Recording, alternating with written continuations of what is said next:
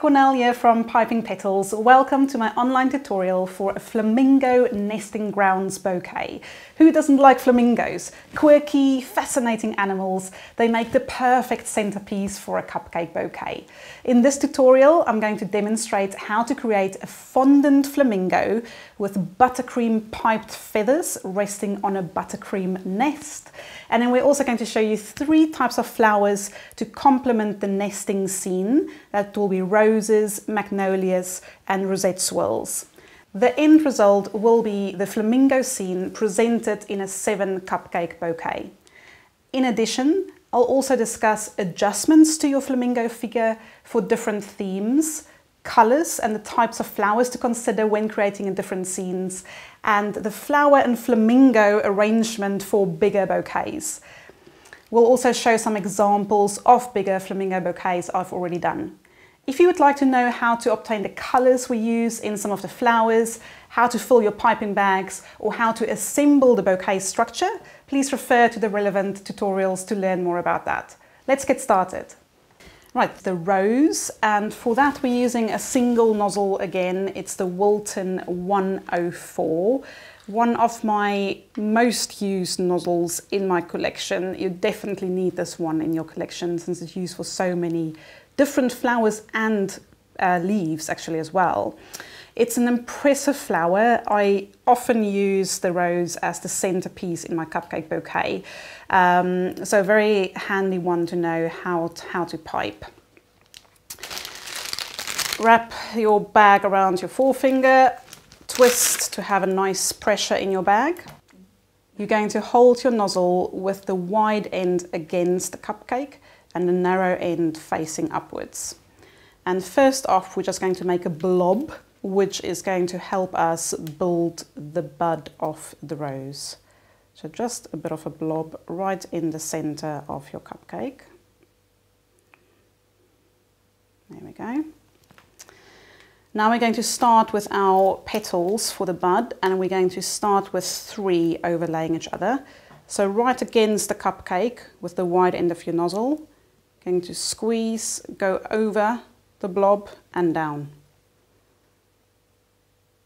2, 3. Okay, we're going to do that again. Just give your nozzle a wipe every once in a while. Tighten your bag.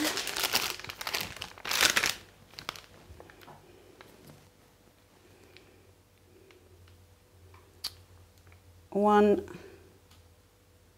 2,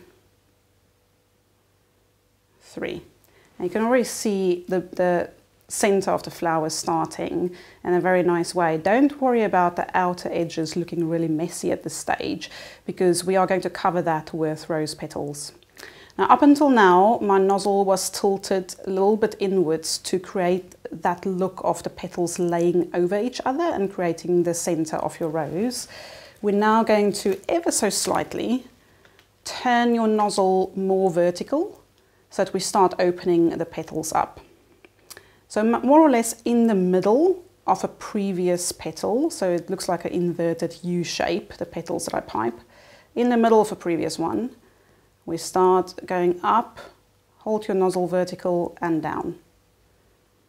And we're going to continue with that all around. Don't worry about counting now to 3 petals because it's getting a bit big now. So it takes more petals to cover your rose.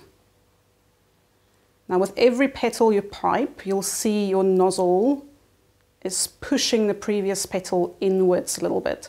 That's absolutely fine, and it's creating that hugging look in the middle of your rose.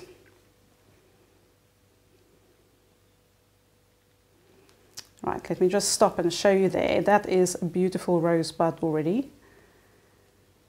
And we're now going to continue with this motion, adding a layer of petals every time. And ever so slightly with each layer, we're going to open up your nozzle outwards with the angle to open up your petals. Remember to give your nozzle a bit of a wipe.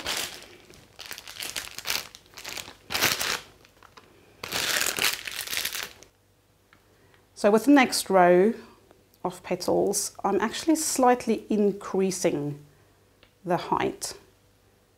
because you want the center of your flower to be sort of hidden in the middle there.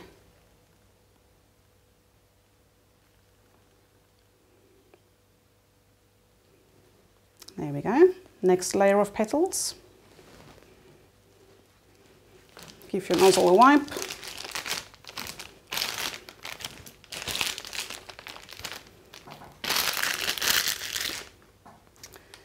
Right, we're now getting towards the end of our cupcake quite rapidly, so you want to start lowering the level of your petals and tilt your nozzle out even further. If I show you what that might look like. So if you look from the side there, you can see my next petals are just slightly lower than the previous layer of petals. So we're just gently starting to work our way towards the edge of the cupcake. Look at that beautiful rose already. Stunning. You could stop at this stage and add a bit of green leaves around the side. You don't have to have the whole cupcake completely filled with your rose. I often use my rose as the center flower though, and it is really nice to have a nice big rose in the center of your cupcake bouquet. So I'm going to continue right to the end to show you what that looks like. Find my last petal, so from the middle of your previous petal, tilt your nozzle outwards even more. Lower the level of your petals. Now you might notice the edges of my petals with the rose is darker in color. So I'm using the accentuated edge method on my rose. So if you want to know how to fill your piping bag to get that effect, please go and have a look at my How to Work with Colors online tutorial. It is a really useful technique to know for your roses. It creates a stunning effect. That's a very beautiful rose. Almost there. Tighten your bag.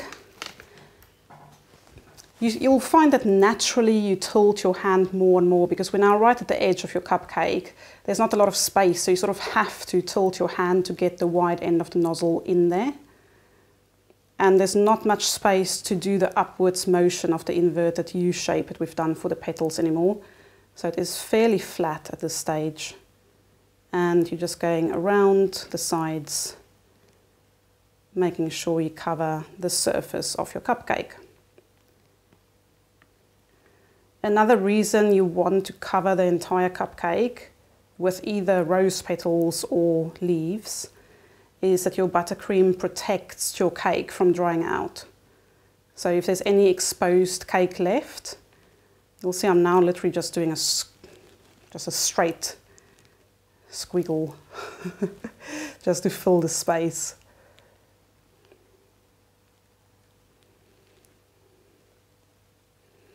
So if there's any exposed cake, it will dry out. Now there is your rose, completely filled up all of the cake surface, right, nice and neat right at the end of the cupcake. So all that messy inside that we've seen before is completely covered with petals, so you don't have to worry about that. And that is a stunning centerpiece for any cupcake bouquet. Next up, the magnolia. And for the magnolia, we need 4 different piping tips. You're going to start off with green buttercream in your Wilton or Ateco 104, which we've used a lot up until now. It's the same one we've used for the center of our ranunculus. And we're going to do some greenery to start with, because your magnolia has got only a few petals, so you just want to make sure you cover your whole cupcake with some greenery first. We're then going to move on to an Ateco 126K, which is quite a big tip for a large petal, but in a similar fashion with a wide end at the bottom and a narrow end at the top. We'll then move on to the Gem 123, which is also your petal shape nozzle, but with a curve and we're going to use that for some of the last petals to stand up straight. And then we'll move on to a Wilton 21, just for the center of the flower, which is an open star nozzle. So let's get started.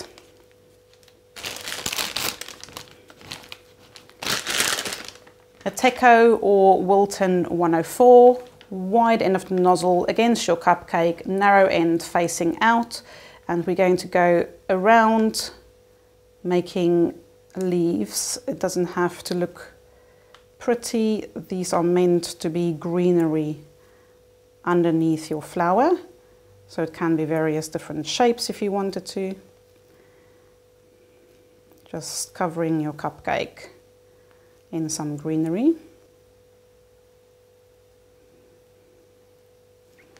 There we go. So moving on to your Teco 126K. Wrap around your finger nice and tight. So the wide end of your nozzle is going to be at the bottom, your narrow end facing outwards, and we're going to make 3 large petals. So from the center of your cupcake, squeeze, go out in a circular motion and back. You want to do it in a triangle shape, so your second one needs to be there and a third one over there.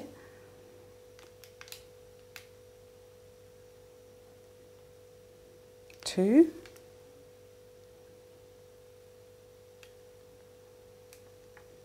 Three. You can see as well, I'm using my left hand to help with the turning of your petal. So as you use your right hand to go in a round motion like this, I'm also turning my left hand at the same time. Give your nozzle a wipe, tighten your bag, and now we're going to do the next layer of petals, 3 again, overlaying the gap between the previous layer of petals, and at the same time try and tilt your nozzle just a little bit upwards to get a bit more height on your petals.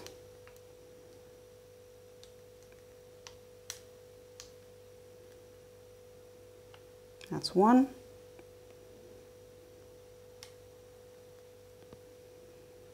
Two. And 3. Okay. Moving on to our gem 1, 2, 3. Wide end of your nozzle against the cupcake, narrow end straight up in the air. And we're going to make 3 petals with this one as well, overlapping where 2 previous petals have met. Just off the center, you're starting, and go in a circular motion like that, from the middle of one petal to the middle of the next petal, and up. And another one,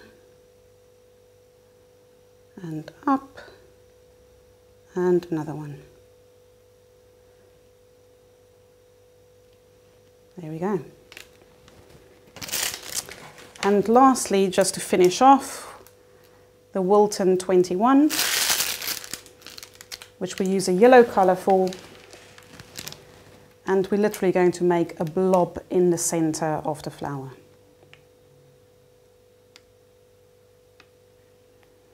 And there you have your magnolia. A very clean, crisp look to include in your bouquets. Next, I'm going to show you a Rosette swirl. We're using a Wilton 2D nozzle for this. It is a very, very useful nozzle to have in your collection because it is used for many types of swirls if you do basic cupcakes in a box.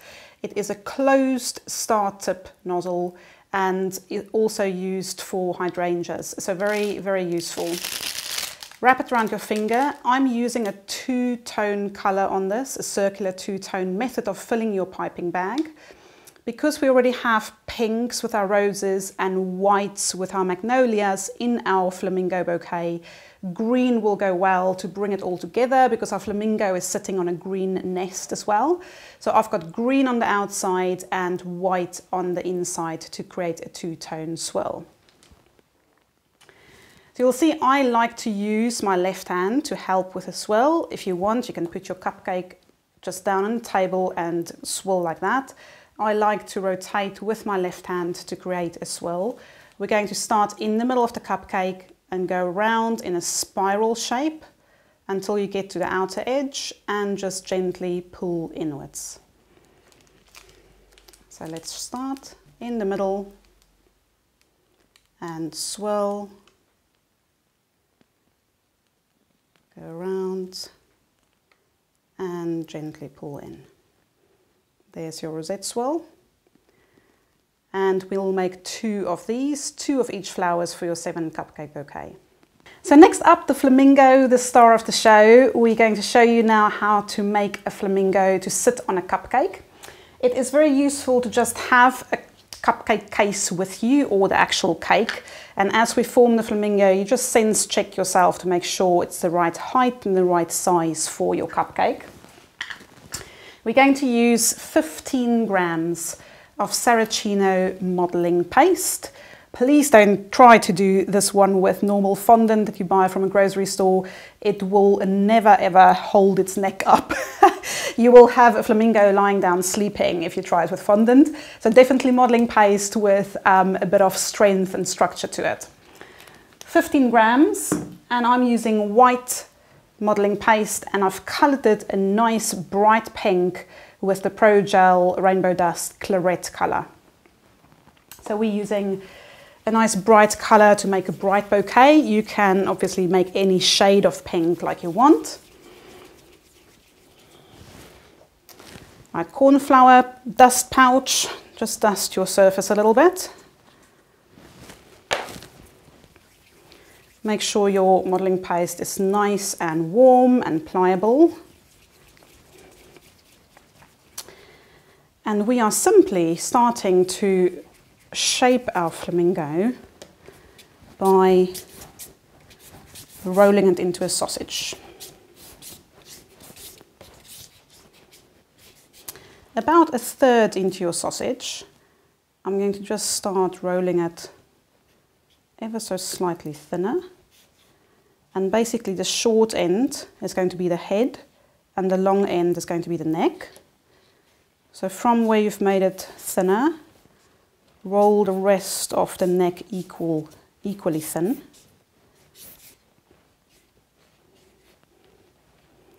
So there you can see, don't want to roll it too thin because your neck still needs to be able to stand up. So it does need a little bit of strength. Now for the head, we're going to make the end of that thin and sharp to be the end of the beak. You might find this easier in your hand. Just squeeze it a little bit. And then roll it nice and thinly shaped.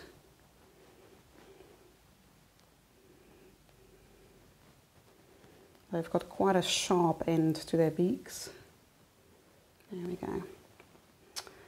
Now you might find it easier to use a foam modeling pad at this stage.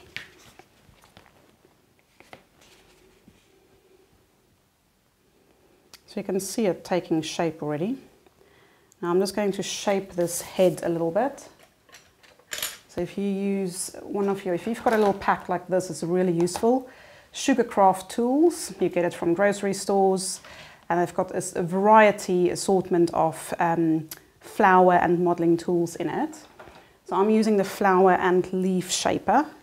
I'm just going to use that flat end and just push in there a little bit to shape my head. So that's where the neck will be.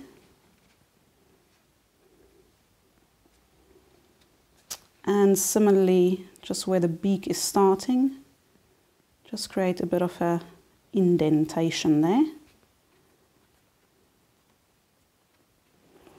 Now, flamingo's got a bit of a pointy head actually, so I just like to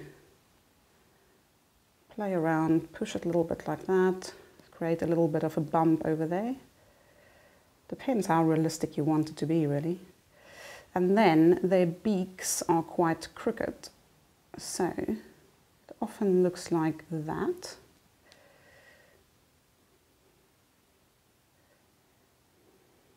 There we So between that bump on the head and the bend of the beak, you've got a straight bit just there.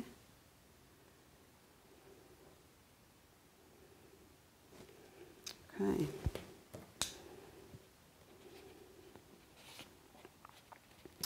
Perfect. Now while you've got this on your foam pad, we're going to add with the sharp end of our tool just a bit of detail. So from the beak will start about there. So just from the bottom of the head, we're going to draw a line up and down to the very tip of the beak. So it's almost like a boomerang shape. And that is just giving you that detail for their beaks. Perfect. While we're on this side, I'm going to use a small ball tool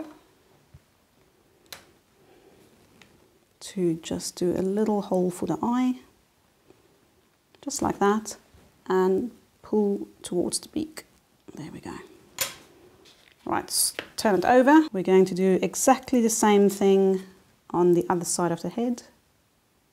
Create your boomerang shape on the beak.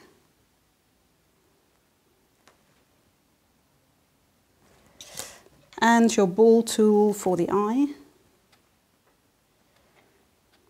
Just pull it to create a little teardrop shape. There we go. Perfect. So there is a very nice shape already. Now all we need to do is shape the neck.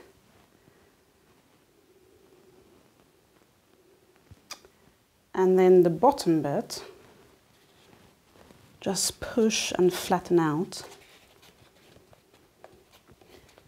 And we're going to use that as a platform basically to attach it to your cupcake.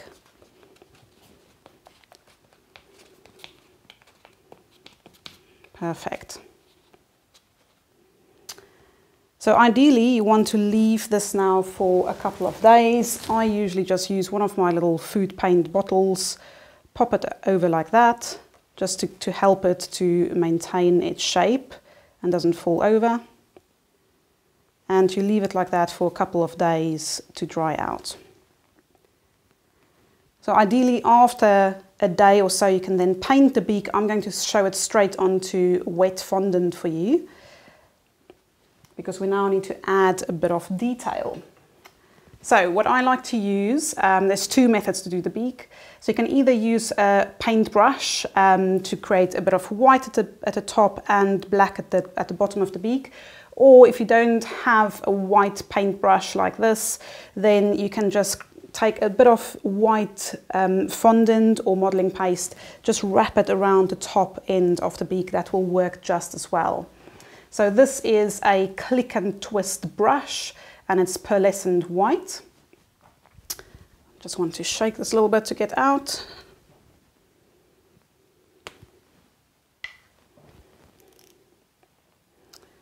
There we go, it's easy, just click and literally just click and twist this one. And we're going to just paint the top end of our beak white.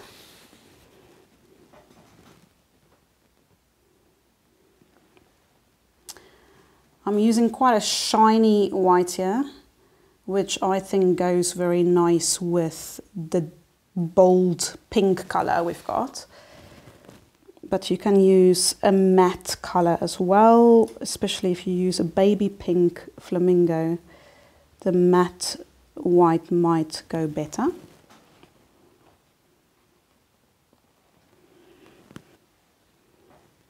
going to pick this guy up. There we go.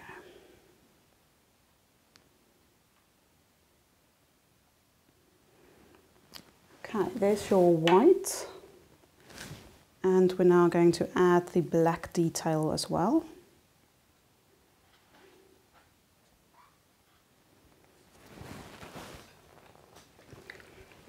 So for the black, again, I'm using a bit of a shiny version to fit in with my color scheme, but we're going to use the Rainbow Dust Metallic Black Food Paint.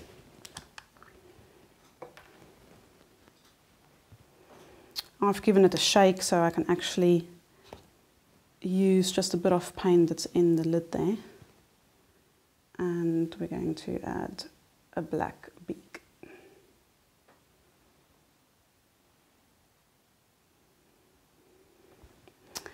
As I said, ideally you do the painting when your flamingo has been standing, drying for at least a day,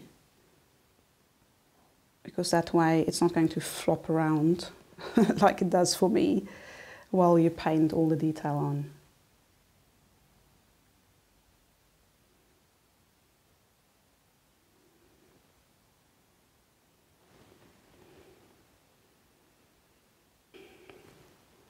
That's a beautiful beak.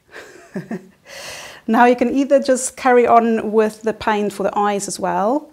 Let's just add a bit of detail just in that boomerang shape we created earlier. Just follow that with your paintbrush.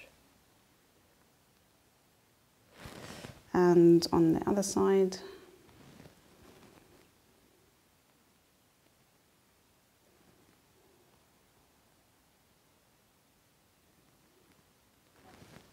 There we go. If you want to be really fancy, you can now draw in some nostrils. Flamingos have a nostril right there. That's a nostril for the flamingo. And right there. I've given them a little nostril. And then again, best to do this when your flamingo is dry, but going back to my black food safe pen, or just carry on with your paint if you want to. We're just in that little area you created with your ball tool, you just draw a little eye.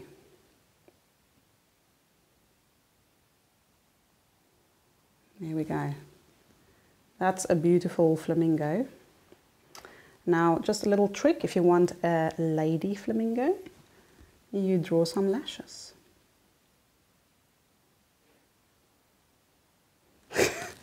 Looks completely different. Lashes makes a big difference. And us girls pay a lot of money for our lashes. Look at that. Beautiful lady flamingo. So, balance this on some baking paper, pop your little bottle on so it can dry out. It will take at least 2 days. And once it's dry, I'll now show you what we do to add that to your cupcake, and we're going to pipe some buttercream feathers.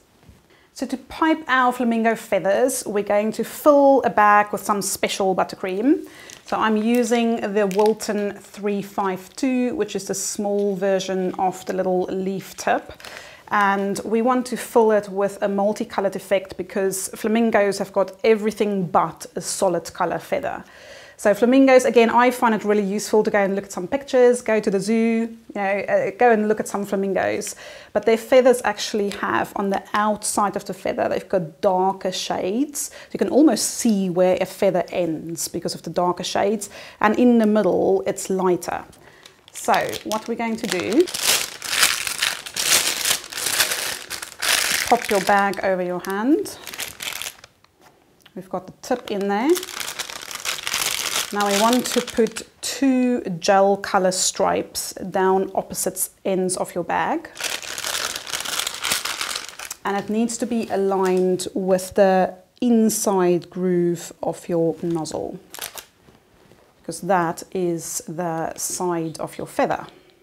So I'm using the same color, and I've used to actually color my fondant for the flamingo neck.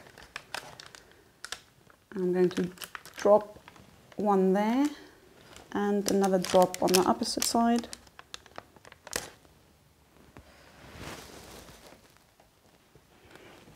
Okay, using a paintbrush or a toothpick, something thin, just help the color down right to the bottom of your bag, sort of touching the top end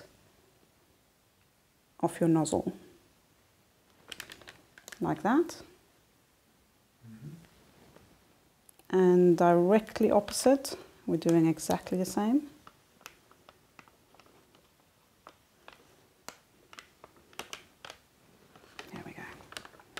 So 2 stripes opposite each other and aligning with the 2 sides of your petal or your feathers. Right, now we're going to need a bit of white buttercream and a pointy spatula. Just get a tiny bit of white, and you now want to get right in the middle of your 2 gel stripes. We're going to draw a line of white.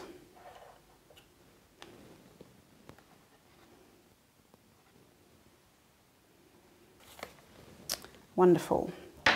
And now all we have left to do is fill it with a nice bright pink or a pale pink, depending on the color of your flamingo. You want it to go with your color scheme. So opposite your white stripe, just let your fingers help pull your buttercream off.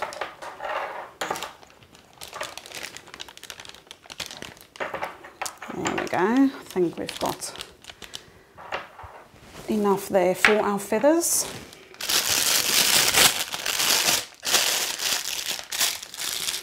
And just gently bring that down. There we go. Okay, that is our bag ready for our feathers.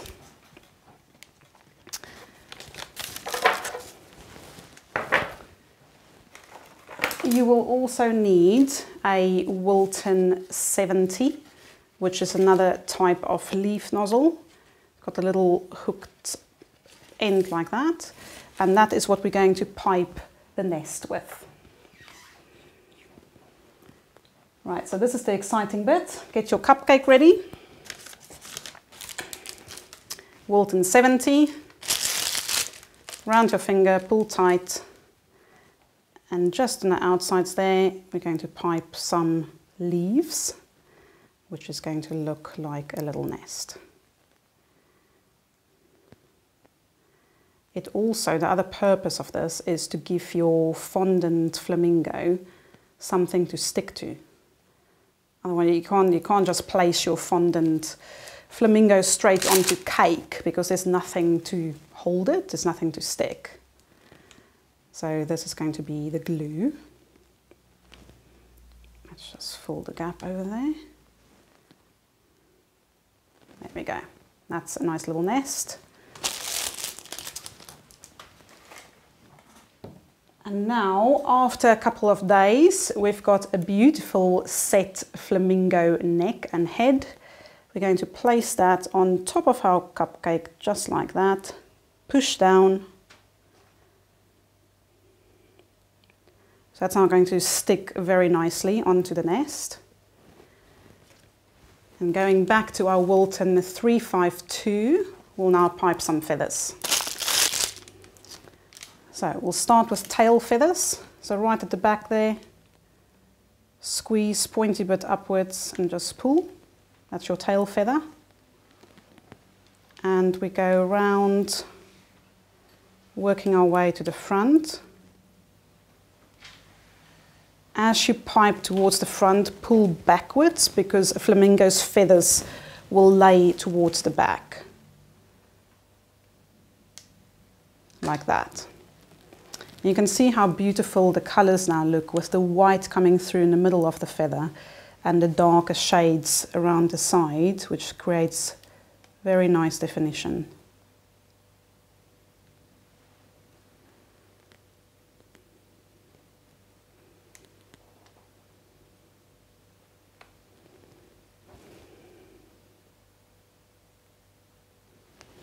And now we just work our way upwards.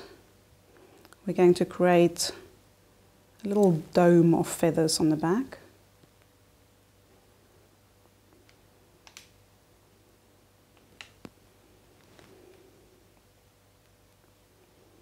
You can just keep building onto this now to create a shape that you are happy with.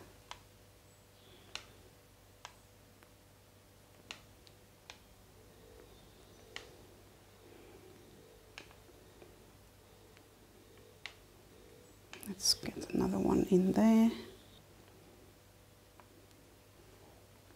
little bit more. Why not? There we go. And that is your beautiful flamingo sitting on a nest.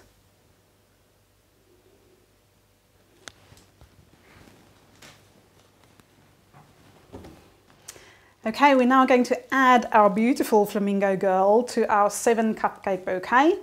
If you have a bow around your bouquet, make sure you are letting her face forwards. Well, maybe you want her to face sideways and you can see the face from the front, whichever way you think is best. And we're going to pop her right into the middle. I would always say use a bit more tissue paper than you would not use for a normal cupcake, because the fondant is heavy and you don't want your flamingo to sink into your bouquet. So use a toothpick and just gently push it in. And there we have our beautiful flamingo girl resting on her nest, surrounded by pinks and greens and whites. It is just beautiful. So what you can change with this bouquet, we've done quite a bright flamingo and with shiny sparkly colours on the beak. I've actually done a similar bouquet in these bright colours for 18th birthday to add a bit of bling for the girl. But similarly, I have done flamingo bouquets for baby showers, so you can make your fondant much lighter, so a really barely visible pink with light pink feathers and lighter pink flowers surrounding the flamingos to create a baby shower scene. In terms of colours, pink obviously work very well, green because of the nest that the flamingo sits on so that you can bind everything together, and whites. Chrysanthemums work really, really well because it's got a similar shape than the feathers and lots of little petals standing up like the feathers from the flamingo. So chrysanthemums really bring your bouquet together, and chrysanthemums look really good in either green or white. So it goes really well. Buddleias work really well, both of those. So the chrysanthemum you can find in my intermediate flower course, and the buddleias you can find in my advanced flower course. And again, buddleias come in pink and they come in white. So a really good choice to add to your flamingo bouquet as well. So for bigger bouquets, obviously with our 7, we've got 1 center cupcake, so you've got 1 flamingo. If you go up a size to your 12 cupcake bouquet, you've got 3 center cupcakes. So I would suggest you do 3 center flamingos and then 3 sets of 3 flowers to surround your flamingos. So that would be 3 roses, 3 chrysanthemums maybe, and 3 magnolias. And if you move up a size even more, for a 19 cupcake bouquet, which I will show you some examples of, either 3 or 6 flamingos work very well. So in your 19 cupcake bouquet, you've got a center flower, then you've got a circle surrounding that where I will place 3 flamingos, and then you've got an outer circle of cupcakes where you can offset another 3 flamingos to distribute it evenly throughout your bouquet. I hope you've really enjoyed this tutorial. Please remember to leave me a review when you have a minute, either on Google or social media channels. You can also subscribe to my Blooming Bakes YouTube channel for the best buttercream recipe to pipe these flowers, and also for cupcake recipes and lots more. See you soon.